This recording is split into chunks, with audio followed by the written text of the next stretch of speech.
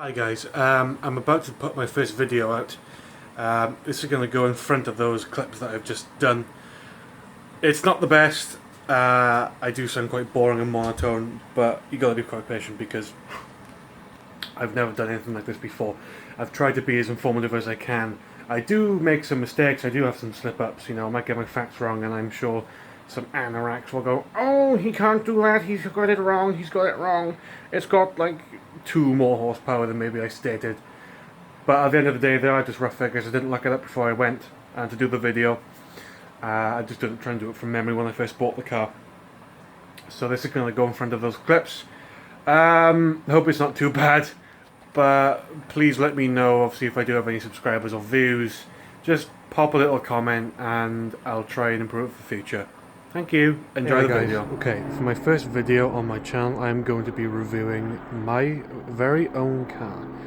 It's a 2011 Volkswagen Polo 1.2 Moda. Now the Moda stands for the vehicle trim, which includes the fog lights down there and the alloy wheels here. It also includes the tinted windows, the back windows. It's only a 3-door hatchback. I think on the 5-door, I don't know if you would get these tinted windows here. So it has a 1.2 engine which develops, I think, roughly about 60 horsepower and maybe 44 pounds-foot of torque. It's a relatively light car, just weighing over 1.1 tons, 1,100 kilo. It does pull in first and second gear, I have to admit, but it does struggle up hills, especially in third and fourth. It has the LED indicators in the wing mirrors here, which I will show you when we open the car up. I've had this car for maybe 10 months now, and I couldn't be happier. The only problem that I've had with it is the dip bulb on the driver's side of the thing went, but that was due to water. We had a very wet winter here in Wales, and the door lifting arm in the driver and passenger side have both broken. But obviously they were covered under the warranty. So if I open her up,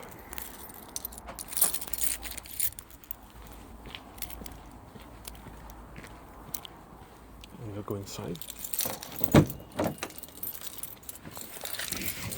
Okay, so this is the interior of the Polo. You have a CD radio here, and you have just the standard heating system here, obviously hot, cold, on, off, and then you have the direction. This is for my phone, which I'm recording on now. You just put the thing in there and then it clamps around it, but I'll take that out just to show you the car as it is. Nice, well, synthetic leather. I wouldn't say synthetic, but you know, typical material you can get on these cars.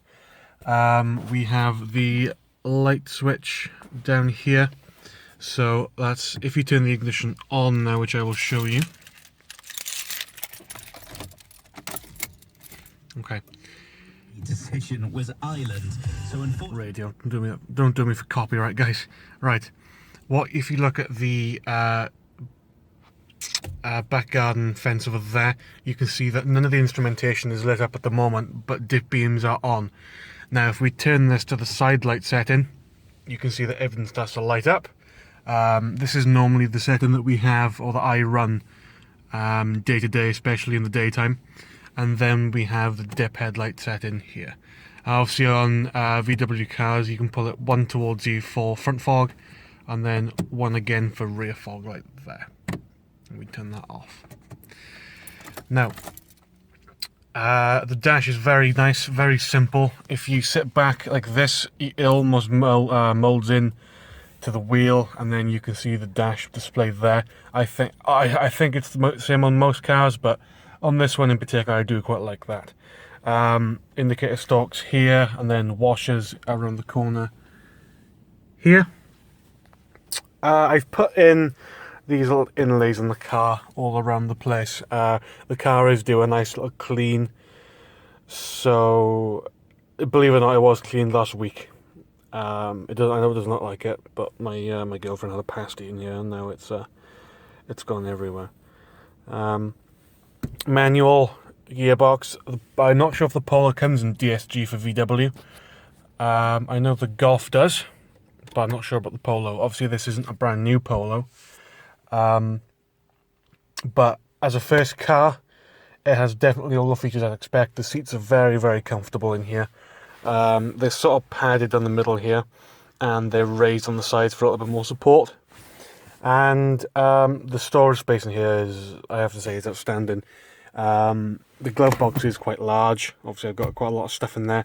Under there, I know it isn't in there, but you have a little pull. You can put the manual and all the documentation in there.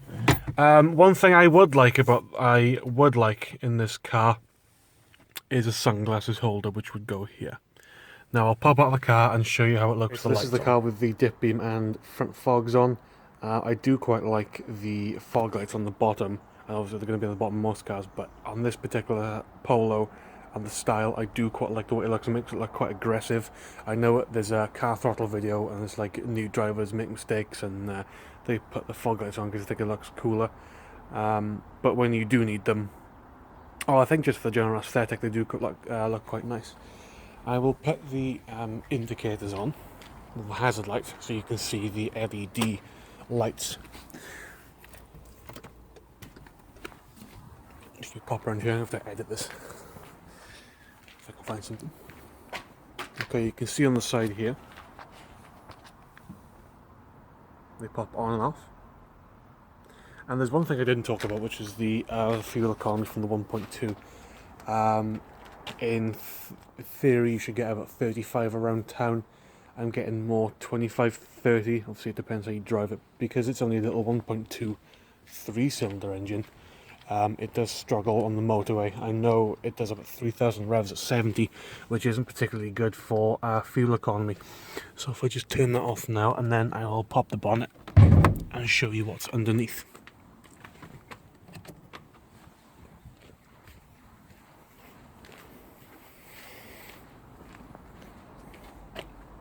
It's going to be quite difficult because holding my phone here, just hold the bonnet up. Okay, inside we have the 1.23 cylinder. In reality, no bigger than an A4 piece of paper. Have all the typical things you expect in a VW or any car. There's VAG written all over these things. There's the engine coolant, wiper fluid, oil filler, dipstick, and then the airbox. Now in the airbox, I've replaced the standard filter with a K&N one, not just a standard panel filter. It does give it a little bit more kick, but the problem is the mass airflow sensor in the car can get blocked with the oil coming from the panel, and also the car, because it's having more air, has to put more fuel into the engine to accommodate the obviously the airflow in the O2 meter, which can be a bit of a problem. But considering it's only a 60 horsepower engine, and you're not going to get much gain from running a panel filter apart from the fact that it sounds a little bit nicer, and get a little bit more torque and power, only very, very slightly, but I felt it. I definitely felt it in third and fourth. I think just the extra little bit of torque and power on the high gears can pull you up a hill quite easily. The battery.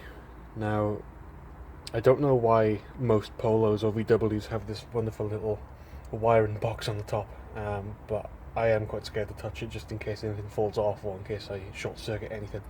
So I don't really touch that. There is a manual you can get, however. It's like the workshop manual for the car. Now I do have it in the house, I believe, but it's exceptionally good if you want to do light maintenance, just weekly checks on the car. I would highly recommend it. It is on Amazon. I think it's a Haynes manual. I think that's what it's called. Oh, okay. Now we're back in. Turn everything off. Now, the problem I have with the Polo is the suspension is very, very soft. Now, if you go around about a relatively high speed, not saying I do speed, but a little bit of spirited driving, the car does roll, and you get a little bit of understeer. Now, what I would like to do with this car is lower it a little bit. I don't mean slam it, I don't mean put camber on it, and destroy the functionality of the car. Just make it a little bit lower, lower the center of gravity, and then hopefully we'll get some handling improvements.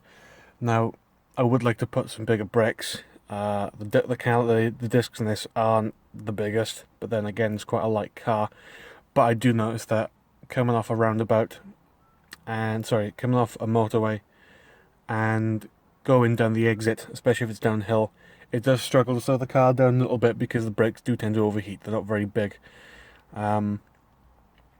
So I would like to do that, to be honest.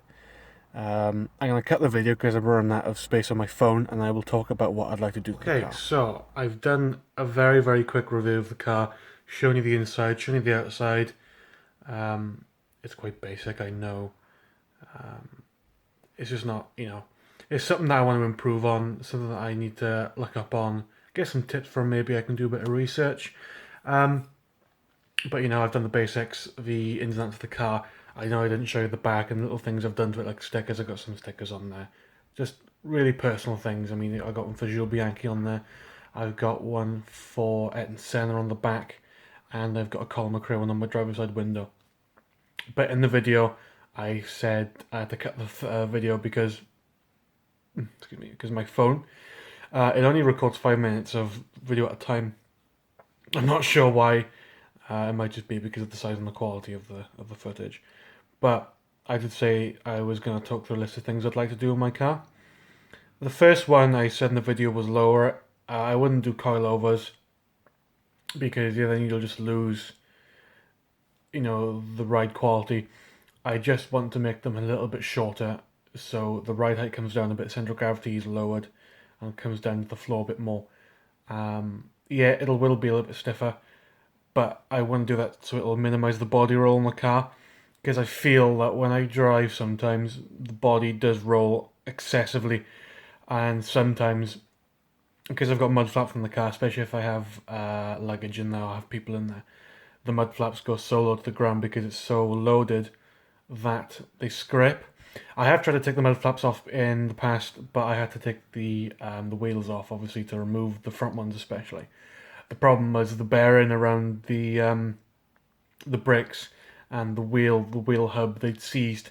I don't know why, but I put some you put some copper lubricant on them and then they just come off. In my mind, I would like to do an engine swap on it. Now, I know 1.6 petrol, 1.8 petrol from the GTI, they do swap in quite easily. However, obviously time and money is a big problem. Different exhaust would be one, new manifold, new tyres, although they have been replaced, new brakes definitely. I would like to do something with the speakers in there, not because I'm a chav and I like to blast my music everywhere. It's just little things, upgraded tweeters, maybe a sub in the back, but it would all have to be, done properly so it doesn't sound horrific. Window tinted I'm not so keen on. I don't know why, I suppose because the back one's already tinted. It's just not something that I've really, been into. I'd love to have a GTI body kit on it, but the problem is the time, the money again, and trying to find genuine parts. I know Volkswagen do them. Unfortunately, they are stupidly expensive to have put on with parts and labour. Again, it's all just a pipe dream. Maybe one day I'll win the lottery and then I'll be able to do it. Or maybe I can just become a super duper entrepreneurial god and earn millions and millions and millions and millions and put it in my bank and then do it. But by that point, I imagine I would have bought a Ferrari and then this Polo would have been long gone by then. I know I've kept it short, guys, and it's been quite basic. I'm just editing the video now and I'm going to put this in at the end.